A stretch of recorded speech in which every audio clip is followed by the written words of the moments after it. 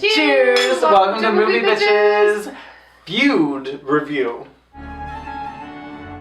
Recap? No, that's not a recap. We're not doing that. We are not recapping. So, here's the deal. So we watched Feud, Bette and Joan. I hated it. I thought it was like, whatever. I hated it. I found myself being bored, so I would do something else. Then I'd be like, Susan Sarandon is here, I love this. And then I'd be like... See, I didn't even... It was more engaging. I was super fucking bored. I mean, I was very excited for it. Yes. Right? And maybe I was too excited. I don't know. And I'm willing to give it another shot. I'm going to watch the next episode because, I feel like there was a lot of, exposition that... There was a lot of exposition. I didn't really understand why we needed all this front-loaded story about the movie getting off the ground. Before the feud, before their interactions were actually happening. Because that seems to be the story, right? Well, here's my biggest problem. The documentary. Well, oh my god. Yes. What the fuck is that? The shoehorned documentary. The shoehorned documentary where it's we're gonna bring in these other stars, I guess just so they could have other actors in it? I don't know.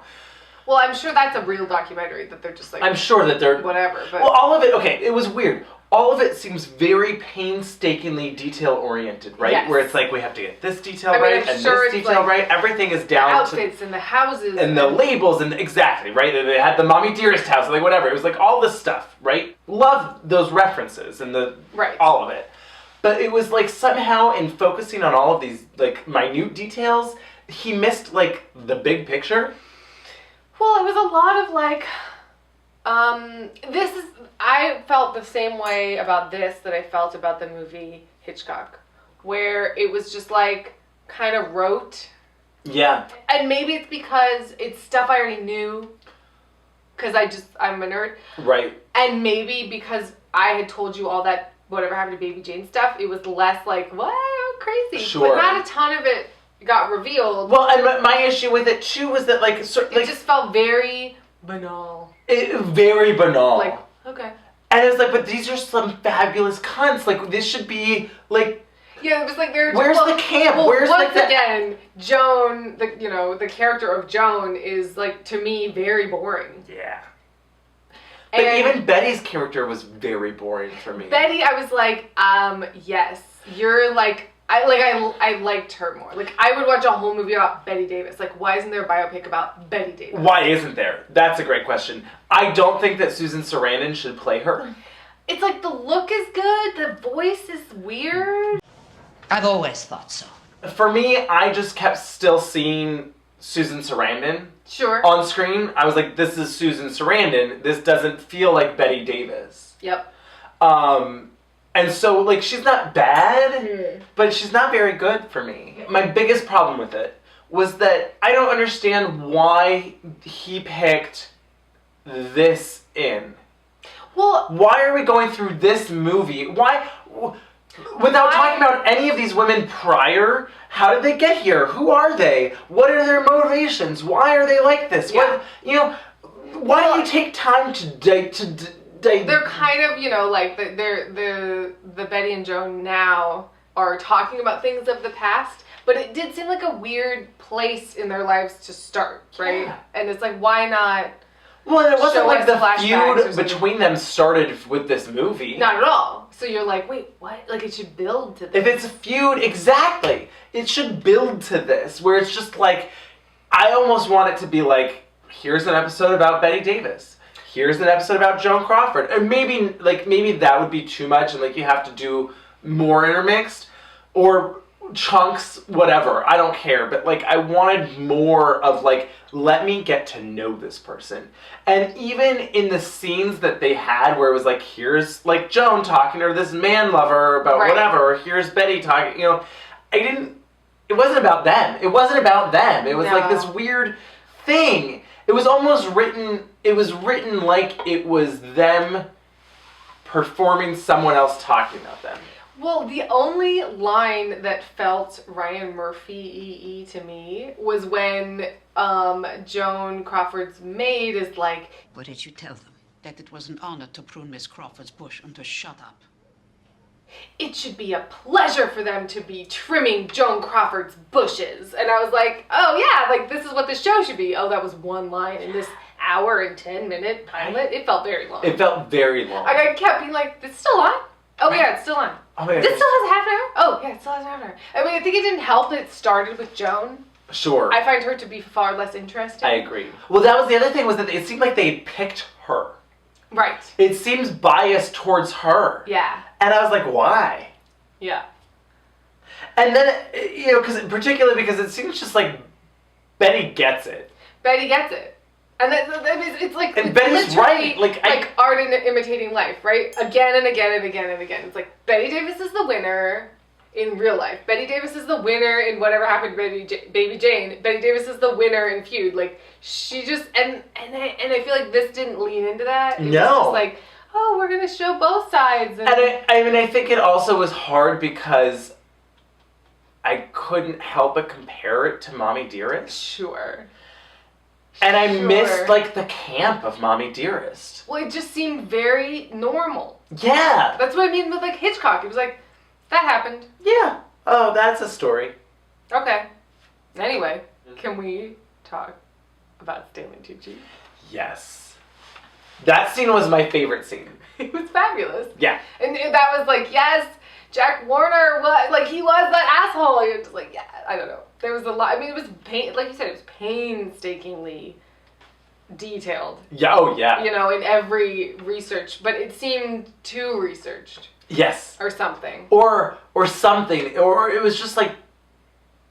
I didn't love it. I mean, it seems like it'll amp up. Yes. Now that they're on set together and the things Right. will start happening and there's going to be more, like, oh, look at this from the movie. It's just like... Who's going to play Edwin Flagg? Oh, I don't know. That's a great question. Who would you pick now? Like a fat Jason Segel? Yes! That's so weird. That's exactly what I was just thinking. That's so funny. No, but what annoyed me was that even things like, okay, so when Betty does her makeup, right, and she walks out on set. What was that scene? What was that scene? She walks out on set, and for some reason... Spotlights follow her? Spotlights, as if practiced or rehearsed, follow her, and then there's a slow clap because she's a genius. What the fuck was that? Hey, maybe that happened, and maybe she asked him to do that, but then I want to see... Then I want to see her be like, I want you to have spotlights follow me as I walk on set. This is what's up. Robert, I need you to have spotlights follow me. I'm going to walk on set and I want the lighting. And then you tell everyone to goddamn slow clap for me in front of Joan. Like, yeah, I'm here for that. Or whatever. I don't know. I don't think that's what happened. I'm sure that... That seemed like a fantasy or something. Exactly. Did that really happen? Right? And I wanted Betty then, if Betty do it intentionally? Or what were her intentions in doing this makeup? Why wasn't there, and it was just such a throwaway thing of like, oh no, I'm just gonna, put this little beauty mark. Like, she's talking to, Alfred Molina plays Robert Aldrich, and he's like, we haven't even decided what your look is yet. And then she just goes in her trailer and is like, oh, here's this iconic look. I mean, I know she designed it herself, but it seemed like more than, a half an hour in her trailer went into the thought process. That's what I'm saying. That seemed almost disrespectful to me, where it was like, no, but I want to see what's going on with these women. Why is she making the choices she's making? What is happening here? Yeah. And then, particularly because then that, to me, dictates, it shows me how they're going to treat this feud stuff later on, where it's like, how is she approaching stuff? If we don't get to see her thought process, then why do I care? Exactly. Then it's hard to tell what's a feud and what's just, oh, she did this thing and it pissed her off. And I don't want it to seem like, oh, Bette Davis did this thing and it happened to have pissed Joan Crawford off. I want it to be, Bette Davis did this thing to piss Joan Crawford off. Twist that name. Exactly. Yeah. That's the whole fucking point. I did love that when Bette Davis and Joan first meet in the episode, she keeps calling her her real name. Lucille, what the hell brings you to the theater? Like, just such an asshole move. Just like, oh, hi, Lucille. And just constantly. Never calls her Joan. I was like things like that were really funny. But it did feel like, Like, this is a show I should adore. This is catnip. Yeah. Golden age of Hollywood, behind the scenes. But it wasn't doing anything different. No. It didn't do anything with it. Make it over the top and ridiculous. Yeah. And Ryan Murphy, add those, trimming your bushes lines. Sure, and make it really camp fun. it the fuck up. Make it fun. That's the whole point. I want to be here to have fun. Yeah. I want it to be shady, campy, fun. Yeah. And if Make it's me be not like, if oh! it's I not want to be sitting there every 5 minutes just going, oh, no, she did! So that's why I was just so bored, and I didn't think any of the performances were good. Except Stanley Tucci. Except for Stanley Tucci. I thought Susan Sarandon was fine, but I think it's Fine. mainly because I like Bette Davis as a character. Like I said, and the I just saw comparison- Susan Sarandon. Like I the didn't see comparison Bette of Davis. you see this whole first boring half hour with Joan Crawford, sure. where I Oh my do not care God. about and she's so obsessed with her looks and it's all that Joan Crawford-y stuff, which I'm just not as interested in. And then Bette Davis is just like, fuck it, I'm fucking fabulous. Like I'm doing Night of the Iguana on Broadway, and here's my apartment, yes, just like, yeah, I'm gonna drink some fucking whiskey and have a cigarette. Like she when she walks off stage and they have the cigarette and the whiskey just waiting for her, stuff like that I liked. Yeah. But that's basically, I just want a Bette Davis biopic. I think it's the conclusion I have come to. That's what I was like, where is Mommy Dearest for Bette Davis? Maybe not quite as crazy, but... Right, but that kind of thing. Yeah. Yes, though. You know who could be really good playing Bette Davis? Allied. Marion Cotillard? Ooh. If she could drop her French accent enough, yes. If she could get the accent right. But she would. Right? Because she's Marion Cotillard. Yes. And she's willing to look fucked up Yeah. in La Vie en Rose. You just cracked the code. I want this to exist. Ooh. Mm-hmm.